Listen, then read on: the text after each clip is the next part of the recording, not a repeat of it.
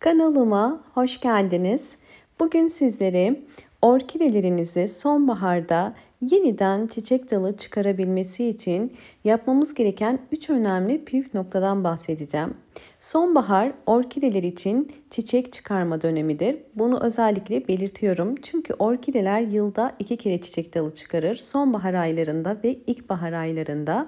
Bu yüzden bu mevsimde mutlaka uyuyan, yazın özellikle aşırı sıcaklara maruz kalan çiçeklerinizi uyandırmak için vitaminler vermeniz gerekiyor. Vitaminleri kendiniz evde hazırlayabilirsiniz ya da isterseniz güvendiğiniz gübreler varsa onları da alabilirsiniz.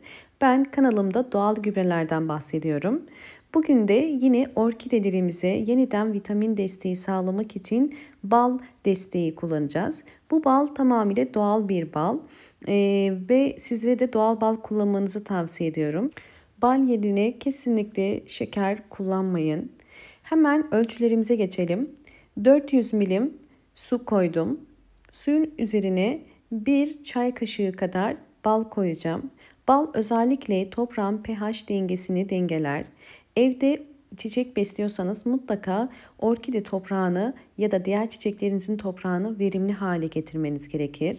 Bunu yalnız çok sık aralıklarla kesinlikle vermiyoruz. Bakın karıştırıyorum ve karıştırdıktan sonra bunun üzerine biraz daha su ekleyeceğim. Çünkü bal miktarı su miktarını dengelemesi gerekiyor. Yani toplamda ben 1 litre su kullanmış olacağım. 1 litre suya 1 çay kaşığı kadar doğal bal kullanıyoruz ve bunu karıştırıyoruz. Şimdi bu hazırlamış olduğum karışımın üzerine özellikle pH dengesini sağlayabilmek için biraz da limon damlatacağım. Sizler de çok fazla olmama koşuluyla birkaç damla limon damlatabilirsiniz. Evet, bunu artık orkidelerime vermek için hazır hale getirdik. Orkidelere bal şerbetini vermeden önce orkide bakımına dair 3 önemli püf noktadan bahsedeceğim. Birinci püf nokta, daha önce çiçek dalı vermiş ve de sararmış orkide dallarını kesmeliyiz. Ve bu dalı kestikten sonra orkidenin yeni çiçek dalı çıkarmasını kolaylaştıracağız. Özellikle uzun süre budama yapılmayan orkidelerde maalesef bu dal bu şekilde sararabiliyor. Bu yüzden budamayı geç yapmayın. Çiçeklerini döker dökmez. Bu çok önemli bir püf nokta. İkinci olarak, eğer orkidenizin çiçekleri döküldü ve siz budama yapmadıysanız, uçtan hafif bu şekilde sararmaya başladıysa hiç zaman kaybetmeden hemen dalı budamanız, yani kesmeniz gerekiyor. Bakın, bunlar boş boğumlar, yani çiçekleri dökülen orkide boğumları. Budama yaparken ilk çıkan, bakın, İlk çiçeği dökülen boğum yeri burası, yani boş boğum, ve diğer alttaki boğum da dolu boğum. Her ikisi arasından keskin bir makas ile keseceğim. Bu şekilde kestim. Bakın, sadece dolu boğumlar kaldı. Bu elimde gördüğünüz boş boğumlar, yani tekrar çiçek dalı çıkmaz. Bu orkidenin dalının sararmasının devam etmemesi için ben üzerine biraz toz tarçın döküyorum. Çok fazla değil, sadece uç kısmına antioksidan özelliği olduğu için bu kısmın dalın sararmasını engelleyecektir. Fakat eğer siz dalı çok uzun süre budamadıysanız ve dalın bir kısmı, yarısı sarardıysa bu dalı kurtaramayabilirsiniz. Bu yüzden budama yaparken geç kalmayın. Üçüncü püf nokta, hazırlamış olduğumuz bal şerbetini orkidelere bu bakımı yaptıktan sonra gübre desteği sağlamak. Her bir orkide saksısı için 5 yemek kaşığı kadar sıvı bitki besini, doğal gübre orkideleri yeterli olacaktır. Yalnız şunu belirtmek istiyorum. Bal şerbetini kesinlikle çok sık aralıklarla kullanmıyoruz. Ben bal şerbetini yaz ayında kullandım. Yazın kullanmamın nedeni çok fazla su kaybeden orkideleri yeniden canlandırmak içindi.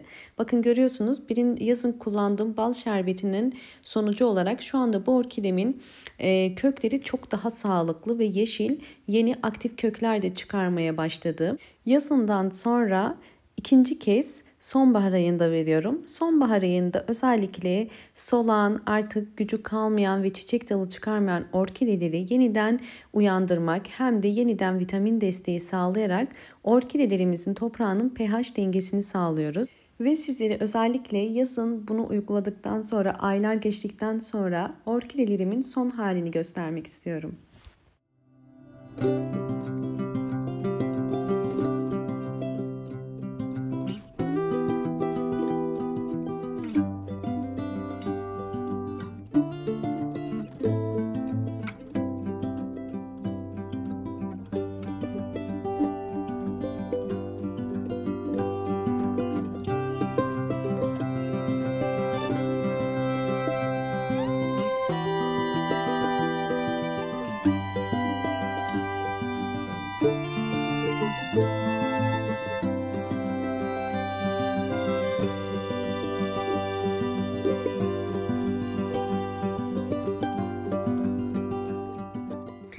Videomu buraya kadar izlediyseniz ve beğendiyseniz hemen beğen tuşuna basıp kanalıma da abone değilseniz eğer bana destek olmak için abone olursanız çok mutlu olurum. Gördüğünüz üzere orkidelerim bol çiçek açmaya devam ediyorlar.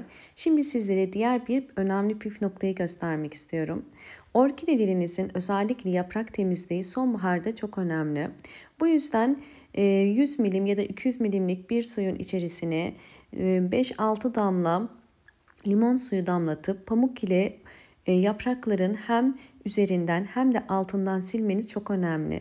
Eğer böcekler, hastalıklar varsa bunu rahatlıkla görebilirsiniz. Özellikle yaprak altı da çok önemli. Yaprak altında bir takım böcekler çıkabilir ve biz bunu sildiğimiz zaman fark edebiliriz. Bu yüzden yaprak temizliğini ihmal etmeyin. Orkidelerinizin daha sağlıklı kök ve yapraklarının çıkması ve çiçek dalı çıkarabilmesi için bu çok önemli. Bu yine benekli bir orkidem. Yani üzerindeki lekeler benekli oldu. Bakın hemen küçük bir örümcek gördüm orkide yaprağın altında. Bu yüzden yaprakları silmek çok önemli. Bunu mutlaka ayda bir kere yaprak temizliğini yapmamız gerekiyor.